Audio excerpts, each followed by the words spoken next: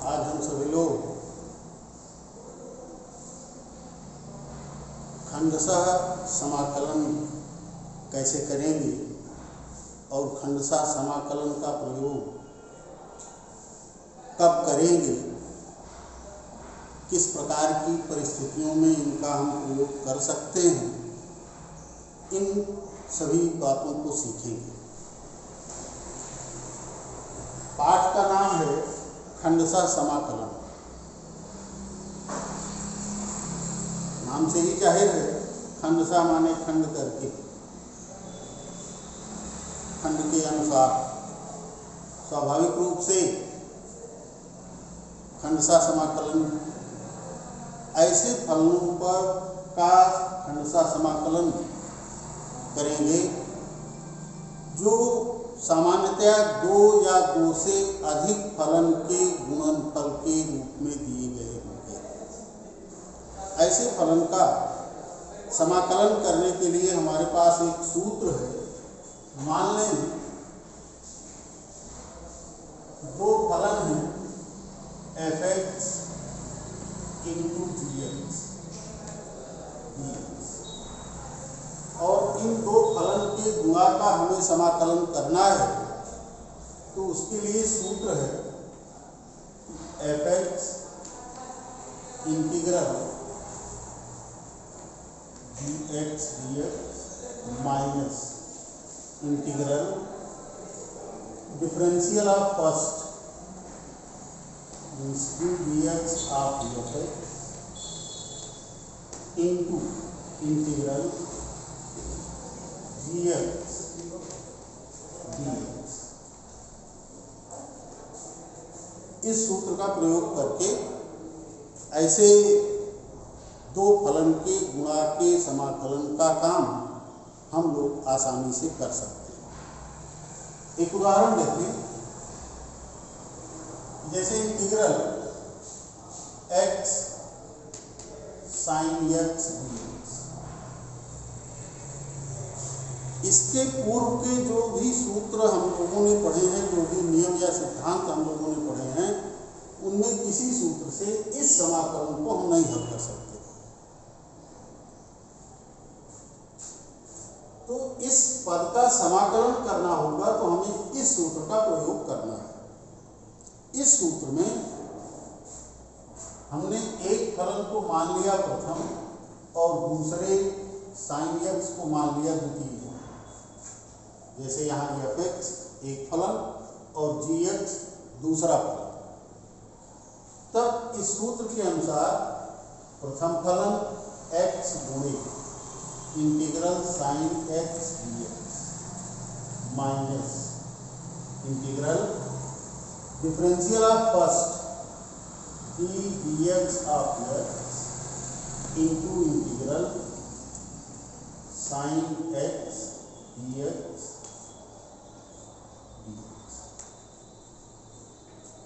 सरल करें, ये मान हो गया x minus x cos x, क्योंकि sin x का differentiation integral minus cos x minus इसका डिफरेंशियल a गुणे minus cos x,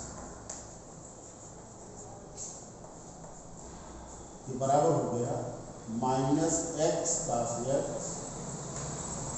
plus cos x का integral sin x plus integral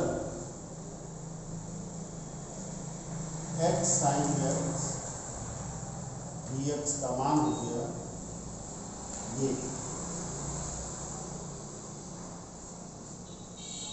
ये इस सूत्र की सहायता से इस पद का समाकलन हमने किया।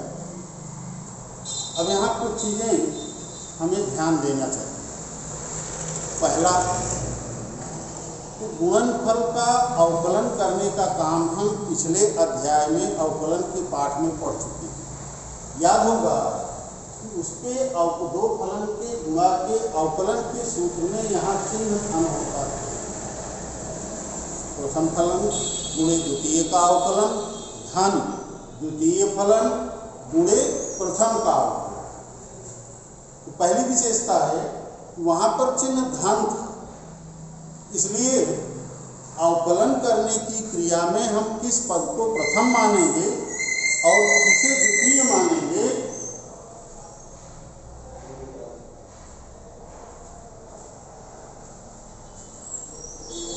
प्रथम फलन और द्वितीय फलन मानने के लिए कुछ विशेष व्यवस्थाएं हैं। उन व्यवस्थाओं का पूर्ण रूप से हमें पालन करना होगा, अन्यथा समाकलन की क्रिया में हमारे सामने समस्याएं आ सकती हैं। प्रथम फलन और द्वितीय फलन किसको मानेंगे, इस बात का ध्यान हमें सूत्र को देखते हुए पदों को ध्यान में रखकर करना चाहिए। सूत्र के अनुसार देखें तो द्वितीय फलन वह है जिसका समाकलन होगा दो जगह, और प्रथम फलन वह है जिसका अवकलन होगा। इसलिए पहली बात तो इस बात को ध्यान में रखना है कि हम में से प्रथम फलन उसी को मानना है जिसका हम अवकलन कर सकते हैं, और द्वितीय फलन उसे मानना है जिसका हमें समाकलन आता है। साधारण रूप से यहाँ पर कोई स्वतंत्रता नहीं है प्रथम फलन और द्वितीय फलन मानने की, लेकिन कोई ऐसा हार्ड एंड फास्ट रूल भी नहीं है। यह निर्भर करता है कि अवकलन की क्रिया को आपने कितना ध्यान से पढ़ा है और समझा है। उसके आधार पर आप अपने फलन से, अपने प्रश्न से प्रथम फलन किसको मानना है और द्वितीय फलन किसको मानना है उसका चुनाव कर लेंगे। उसके बावजूद कुछ एक विशेष नियम हैं, विशेष परिस्थितियों में अगर हम उन नियमों को ध्यान में रखेंगे तो आसानी से हम अपना काम पूरा करेंगे कि किसे प्रथम मानना है और किसे द्वितीय मानना है। प्रथम फलन मानने के लिए एक सूत्र है ILATE।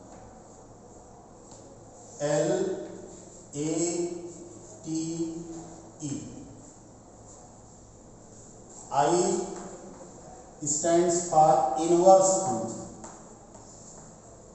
inverse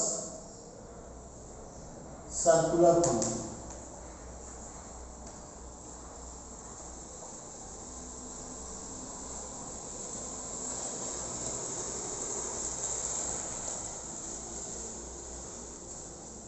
वृत्तीय प्रतिलोम फलन L stands for logarithmic function।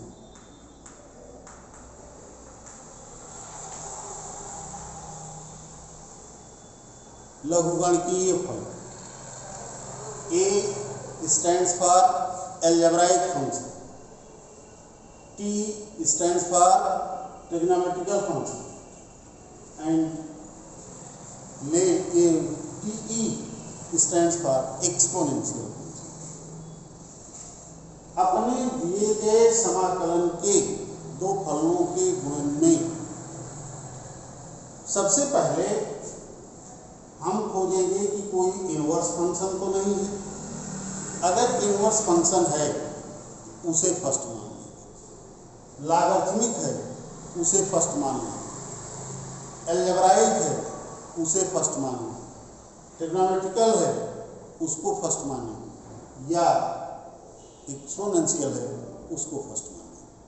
अब यहाँ देखें जो प्रश्न हमने लिया था उस प्रश्न में दो पद हैं, एक अलजेब्राइक है दूसरा ट्रिग्नोमेट्रिकल है। इस सूत्र में देखें ए पहले आता है और टी बाद में, ट्रिग्नोमेट्रिकल फंक्शन, इसलिए ए एक्स को हमने प्रथम माना और टी साइन एक्स को द्वितीय माना। इसका भी कारण है कि चूंकि प्रथम फलन का अवकलन होता है, अलजेब्राइक फंक्शन को यदि हम फर्स्ट फंक्शन मानेंगे तो अवकलन करने पर अलजेब्राइक फंक्शन की घातें घटती जाएंगी और एक ऐसी स्थिति हमको मिलेगी जहां पर हमारा समाकलन का काम पूरा हो जाएगा। इसलिए अलजेब्राइक फंक्शन को फर्स्ट मानते हैं। इस प्रश्न की एक विशेषता और भी है। वह विशेषता है कि इस पद में हम दोनों पदों का अलग अलग समाकलन भी जानते हैं और अवकलन भी जानते हैं। x का समाकलन x² 2, x का अवकलन 1, sin x का अवकलन cos x, sin x का समाकलन -cos x। तो ऐसी स्थिति में जहां पर हमें दोनों पदों की अवकलन भी ज्ञात हो, समाकलन भी ज्ञात हो, वहां पर अलजेब्राइक फंक्शन को प्राथमिकता देंगे, उसे फर्स्ट मान लेंगे। दूसरी स्थिति हो सकती है कि आवश्यक नहीं है कि हमें जो समाकलन दिया गया हो उनके दोनों पदों का अवकलन भी हमें आता हो, समाकलन भी आता हो। उदाहरण के लिए फंक्शन है x log x।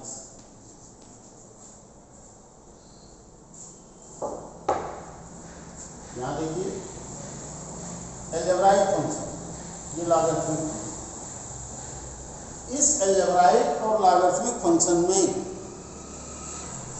इसका समाकलन भी कर सकते हैं, अवकलन भी कर सकते हैं, लेकिन log x का समाकलन का काम अभी तक हम लोगों ने नहीं सीखा। हमें log x का समाकलन कैसे करना है यह हमें नहीं आता, तो इसको हम लोग फर्स्ट मान लेंगे, क्योंकि इसका अवकलन तो आता है लेकिन समाकलन नहीं, और इसको सेकेंड मान लेंगे, तब समाकलन का काम अपने सूत्र के अनुसार भी L A E E। पहले L है लॉगरिथमिक फंक्शन, उसके बाद है अलजेब्राइक फंक्शन, इसलिए L को पहले फर्स्ट फंक्शन है, इसको प्रथम मान लेंगे और इसको द्वितीय फलन मानेंगे और इसको प्रथम फलन। अब सूत्र में मान लिखेंगे प्रथम फलन log x into integral of second means x² 2 minus differentiation of first means 1/x into x² 2 integral of second dx। Cancel हो गया x² 2 log x -1/2 x dx, यह x² 2 log x -1/4 x² + c, ये उत्तर। इस तरह यह काम हम लोग पूरा कर लेंगे। दूसरा उदाहरण देखिए,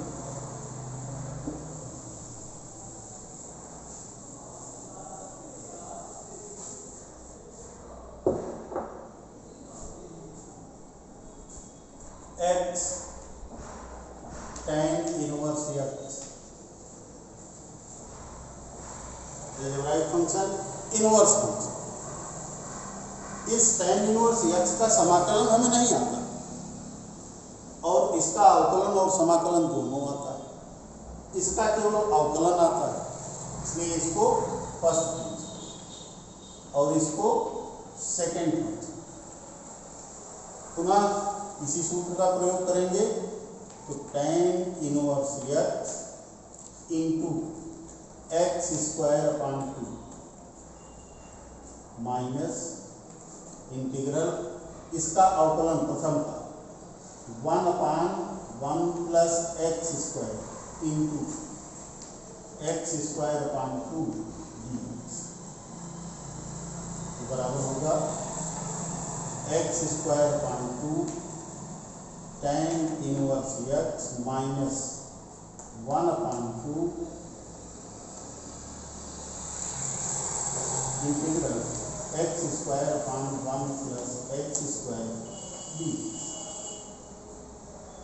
अब इसका समाकलन अंश में एक जोड़ दिया, एक घटा दिया, ये समाकलन हो गया x² 2 tan inverse x -1/2 x² + 1 upon x² + 1 dx -1/2 dx upon 1 + x²। ये कैंसिल, तो x² 2 tan inverse x -1/2x -1/2 tan inverse x plus ये इसका उत्तर। इस तरह से इन सभी प्रश्नों का हल हम लोग ज्ञात करेंगे। एक और उदाहरण देखें।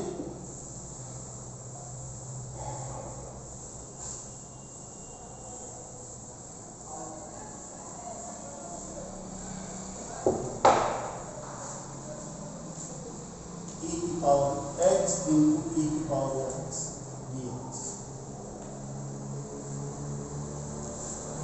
यहाँ भी दोनों समाकलन ऐसे पद हैं जिनमें से दोनों पदों का अवकलन भी हमें आता है और समाकलन भी आता है। तो अपने उस सूत्र का प्रयोग करेंगे कि यहाँ पर पहला पद अलजेब्राइक है और अंतिम पद एक्सपोनेंशियल है। इसको फर्स्ट मान लेंगे, इसको सेकेंड मान लेंगे, समाकलन कर लेंगे x into e⁻x integral of second minus first differentiation 1 into integral of second e⁻x, ये हो गया x e⁻x माइनस e⁻x, ये उत्तर हो गए।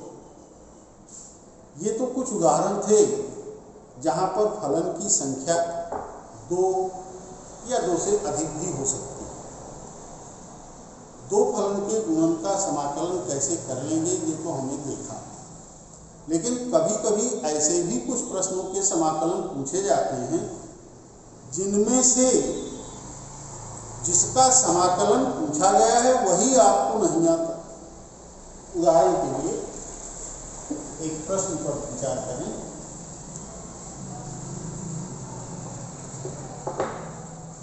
log x dx या integral tan inverse x dx।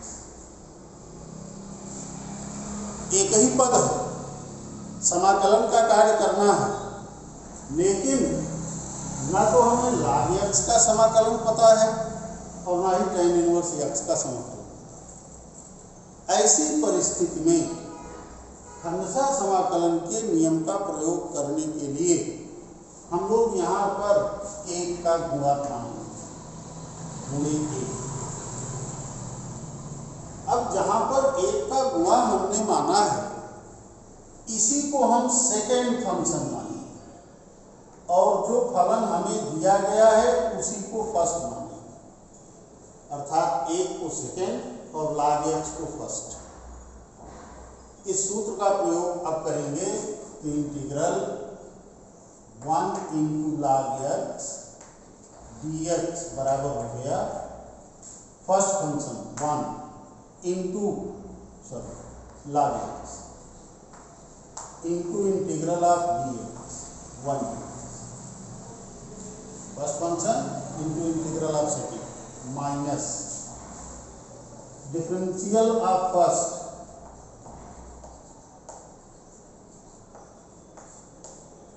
into integral of second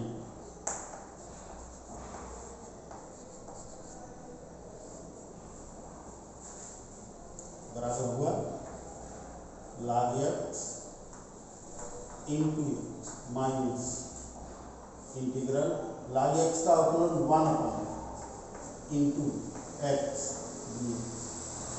cancel, बराबर हो गया x log x minus x plus c।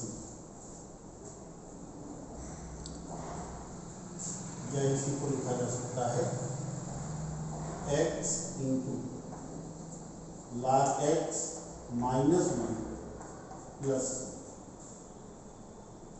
अक्सर आपकी बोर्ड परीक्षाओं में ऐसे log x tan inverse x ऐसे कुछ पद हैं, ऐसे कुछ प्रश्न हैं जिनके समाकलन का मान 1 नंबर के प्रश्न में अक्सर पूछा जाता है। इनको विशेष रूप से ध्यान में भी रखना चाहिए और उनका समाकलन हम कैसे करेंगे, इस रीति से ध्यान से देखकर समझ करके अपने काम को हम लोग पूरा कर सकते हैं। अब इस नियम के आधार पर आप अपने अभ्यास की, अपनी पुस्तक की अभ्यास संख्या 14.1 के प्रश्नों को हल करने के योग्य आप हो चुके हैं। उन प्रश्नों को इसी तरह से सूत्रों का प्रयोग करते हुए हल करने का आप कार्य करेंगे। जो भी प्रश्न आपके लिए समस्या हो या जो आपको नहीं आते हैं, उन प्रश्नों को आप अपने विभिन्न माध्यमों के द्वारा हमसे पूछ सकते हैं और उनका उत्तर आप प्राप्त कर सकते हैं। धन्यवाद।